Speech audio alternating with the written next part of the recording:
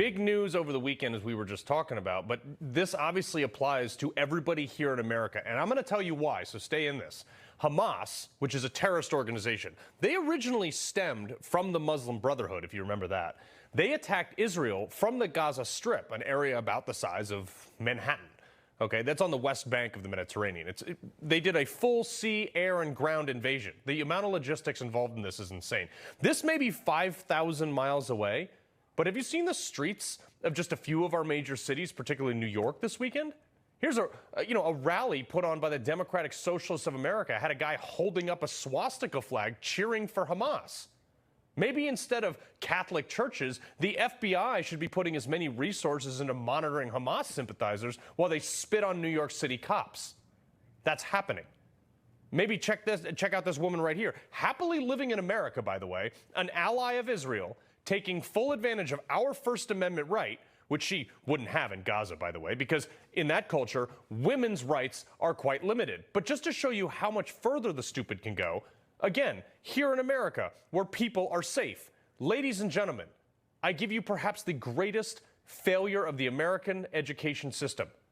Never mind the fact that women can't march in the street at all over there, let alone in a bra, and in any Palestinian area, or with Hamas. These people in political control of the Gaza Strip are militants. And those are the people who just sent troops to invade Israel.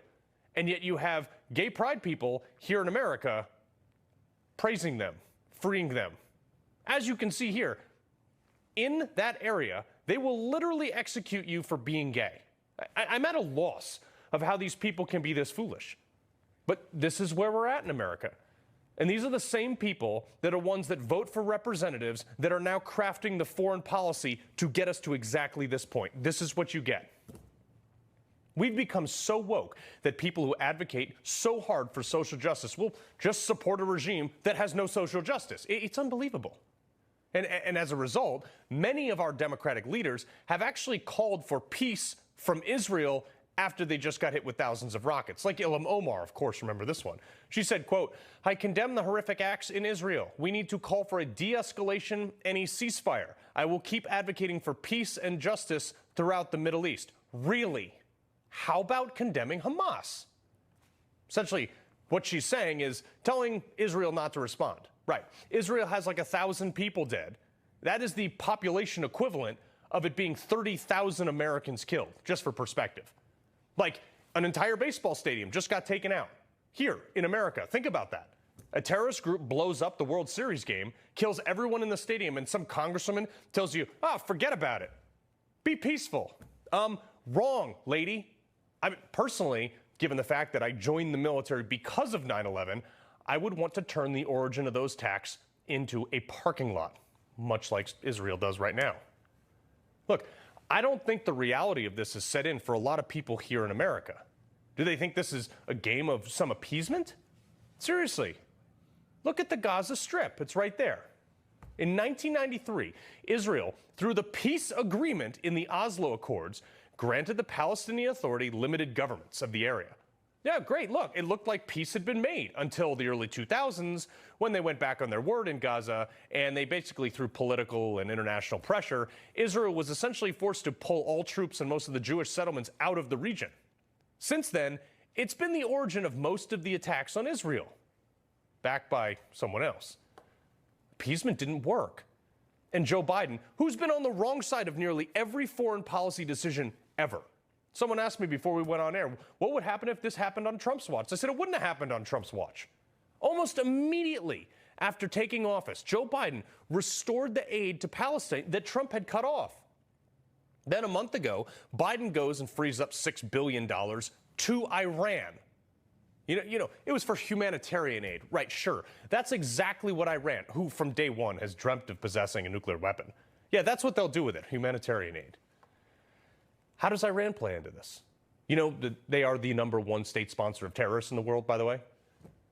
They said they want to wipe Israel off the face of the map. Well, from the Wall Street Journal yesterday, quote, Iranian security officials helped plan Hamas's Saturday surprise attack on Israel and gave the green light for the assault at a meeting in Beirut last Monday, according to senior members of the Hamas and Hezbollah, another Iran-backed militant group, end quote. Great job, Joe Biden. You just gave him $6 billion. I knew you were a bad president, but this is such bad foreign policy. This is such a blunder in my mind. It almost appears intentional. This is the third global conflict that he's at least contributed to in not even one term as president.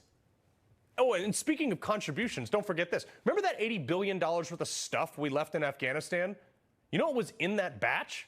About 3,500 M4s. Would you look at that? Any of those right there on that picture look familiar? Strikingly similar, especially considering most of that region uses the AK-47. I know, I was there. Look, that looks nothing like an M4. In that picture right there, in case you're not a gun guy, PEC-2 lasers, those are almost exclusively U.S. issued. The ACOG scope that's on the top of those guns right there, standard issue for most of the Army. Those aluminum stamped 30-round magazines look awful familiar to me, too. They laughed at Trump when he wanted to get out of Afghanistan. Look at this. $9 million. We have $60, $70 million plans. You mean you think it's cheaper to leave it there so they can have it than it is to fill it up with a half a tank of gas and fly it into Pakistan or fly it back to our country? You think, yes, sir, we think it's cheaper, sir. That's when I realized he was a idiot. He tried to warn us. Are you mad at our government yet? Elections have consequences, folks. If you're not mad, consider this. Joe Biden, the same liberals who gave weapons to terrorists that are now being used against our allies, the same ones that applaud every time another country arms its citizens to defend itself abroad, they're the same ones, the same liberal politicians telling you and I here in America that we can't own those assault rifles. Here's why they just pound sand on that. If you pay attention to this, you know that our porous southern border we have? Oh, well, just 300 suspected terrorists were apprehended this year alone. Really? How many did we miss? We know these people hate America as much as they do Israel. Are we safe here? You don't think this applies to you? It does. You will never kill this ideology, folks. I spent 9 years in and out of those countries. They have been at war for thousands of years against anyone that doesn't agree with them. The best we can do is keep it at bay. We're going to fight it on their shores or ours. And I want reality to set in, folks. From a 2015 article in National Review, quote, extrapolating from the populations of polled countries alone shows that roughly 50 million people express sympathy for a terrorist army that burns prisoners alive, throws gay men from buildings, and beheads political opponents, end quote. 50 million worldwide. Just for comparison, America has a standing army of just over 1 million full-time battle-ready soldiers. So I'll leave you with this. 9/11 took 19 people to carry out. Maybe you should carry on, America, literally.